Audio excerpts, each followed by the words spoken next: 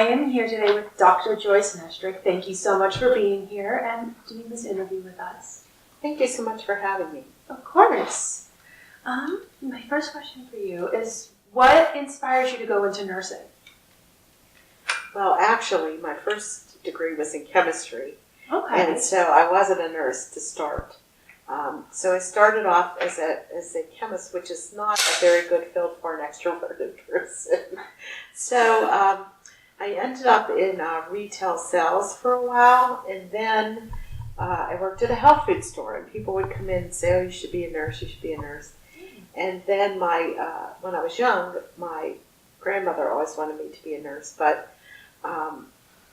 when I was young, you had like limited career choices. So there was the guidance counselor would say you could be a teacher, you could be a nurse, you could be a secretary, you could, like the stereotypical roles. And so I didn't really want to do that.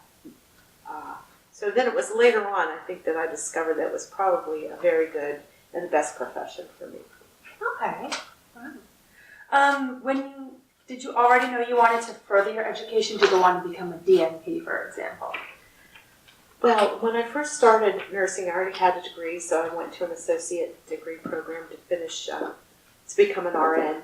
And then I knew then in my associate degree program, it said you need to go on to get a bachelor's. And so I did that. And when I was in that program, I met a nurse practitioner. I never knew her name, but she did tell me what she did. And I always had it in the back of my mind. It was something that I wanted to do. And so then when an opportunity occurred for me to go to a master's program and become a nurse practitioner, I was very excited to do that. Great. So you worked for nearly 25 years serving low-income populations in the Appalachian areas. What was that like for you, and just how did it affect your life and your career in general? Well, I came from a low-income family, and so I think it was very important for me to give back to the community that I was raised in. And so that was a personal mission of mine because I think coming from a community, you have more empathy for the community and you understand how things work and why it's important to keep the community, the family, and the patient the center of the care. So, and I think that's very important in populations in rural area to understand the culture of the population you're serving, and particularly in Appalachia, it's very important of the poverty and the impact that industry and other outside forces have had on the communities. Of course, yeah. Wow. Can you give me your opinion on the current state of nursing education and what directions you think it's going to be heading in the future? Like, for example, how there's the huge rise of online courses and online programs versus the benefit of being in a classroom. Like, what's your opinion on all of that? Well, I've been doing online education since 1998. Oh, wow. So most people didn't really hear of it back then. And I started to take some courses on how to be an online instructor because I was involved with other activities and I didn't want my students to miss out on any opportunities in the education system. I believe that if a program and a course are well designed, that it could actually benefit the student to take an online course. Okay. And it really makes all the students sit in the front of the classroom. So it brings out the extrovert, and it also brings out the introverted person and makes them be more active in their learning. And I think as our models of learning increase and change, it's not the lecturer anymore. When my daughter was an exchange student in Germany, and she called me, she said, I asked the instructor a question and he told me I get paid to lecture. I don't get paid to teach. And so if you think about that in the context of education, some people lecture and some people teach. It takes a lot longer and a different strategy to teach than it does just to lecture. And so that's what I like about the online learning, because you really have to think about how you're going to reach your audience without just lecturing. And then how do you get that information back to know that they're learning it. But I also think that online programs should have some component where they actually engage with the university or the college or the school that they're associated with. So I think, particularly in nursing, there needs to be some on-campus intensives, some hands-on. You need to be able to see the student. So I think when you mix the distance learning, and I prefer to call it distance than online, pedagogy with the clinical and the coming to campus, like the hybrid type education, I think that makes a very good combination. And I think that other programs that I've seen, oftentimes students don't go to class, but they watch the lecture maybe on Blackboard later. So the pedagogy or the design of the online program or the online class is not there. And so there's a lot of pieces that are missing. So I think a well-designed program and a well-designed course in a distance format, I think could be better than face-to-face. Wow. And I really, really loved what you said about some people lecture and some people teach. It explains why I did better in some classes than others. Yes, I think that's an important element. And I think that when you do online distance education, I'd rather not say online, sorry about that. No, I think when you do distance education, doing the well-designed, and all of us who've taught know that it takes a lot longer, whether you're synchronously on camera with students in a classroom type setting, or if you're asynchronous, answering emails, giving feedback, all of those things are important to the students' elements of learning, and maybe calling or having the video with the student when you see that they're struggling, I think are important elements that we can do in distance education that might actually be missed in the face-to-face classroom. Absolutely. Can you tell me what one of the most rewarding experiences you've ever had in your entire career is? Well, I think I've had a lot of rewarding experiences, but a long time ago when I was first in NP, I worked in a clinic in my hometown that only saw Medicaid patients. And many of the Medicaid patients were from the community where I grew up.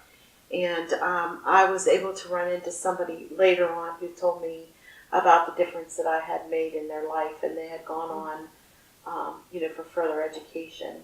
Wow. So I think that makes a huge difference. Absolutely. If you could give one piece of advice to someone who wants to become a nurse practitioner or a family nurse practitioner, what would it be? I would say to make sure that that's what you really want to do, and don't think that you're just not going to work nights and weekends, because I hear that from a lot of nurses. I don't want to work nights and weekends, so I'm going to be a nurse practitioner. This is really an intense job, and so I think you really need to think about it before you go into it. I think you should look for a quality program that combines distance, or if it's face to face, what's the quality of the program, what's the rigor. You only get out of something what you put into it. Right. And then also look at the clinical placement and make sure that you get a wide variety of experiences in your clinical placement setting. So when you're going out into family, there's a wide variety of patients that you see, and they have a whole gamut of problems. And then if you're not already practicing as a registered nurse, I think having some experience as a registered nurse really is important, because then you have that experience as a registered nurse that you could pull in to your education setting, to your practice setting, and you'll be more confident when you come out. Everybody's nervous when they come out of any program, right? But you should be really prepared to come out, and practice in a primary care setting. You are an extremely accomplished person. Like, you are currently the president of AANP. And looking back, did you ever see yourself where you are now? I would say no.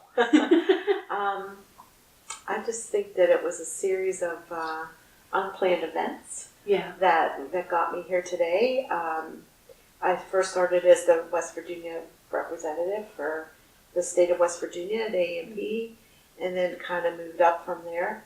I think it's exciting. I've always been a person who likes to be involved to make change, and I think that nurse practitioners are a force of change for our healthcare in the United States in a very positive way.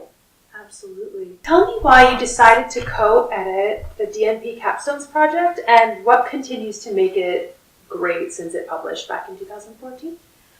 So at the time, we were calling the DNP projects Capstone Projects. Mm-hmm. And we really wanted to publish a book that didn't tell you how to do a capstone project, but actually talked about the impact that the capstone project had on practice. Because we were seeing a lot of quality capstones projects coming out of the program where I was teaching in the DNP program with Barbara Anderson and Rebecca Barroso. Mm-hmm. We really saw a lot of high quality projects that were making, some major changes in clinical practice. And we thought that as programs begin to develop their capstone projects and now their project, Mm-hmm. we thought it was important for them to have some exemplars that they could look at so they could see how to set up their projects. But also, more importantly, is the impact that the projects could have on making change in our healthcare system. And so we had not only our students, but students from other universities, projects that we had heard about, and we included them in our book. And we know that the DNP projects can make a really big difference in practice. Yeah, absolutely. What's next for you? Well, I have one more year as president of DNP, and then I think it's going to be up in the air. I'm not really sure what I'm going to do next. I probably will go back to teaching somewhere, and we'll see.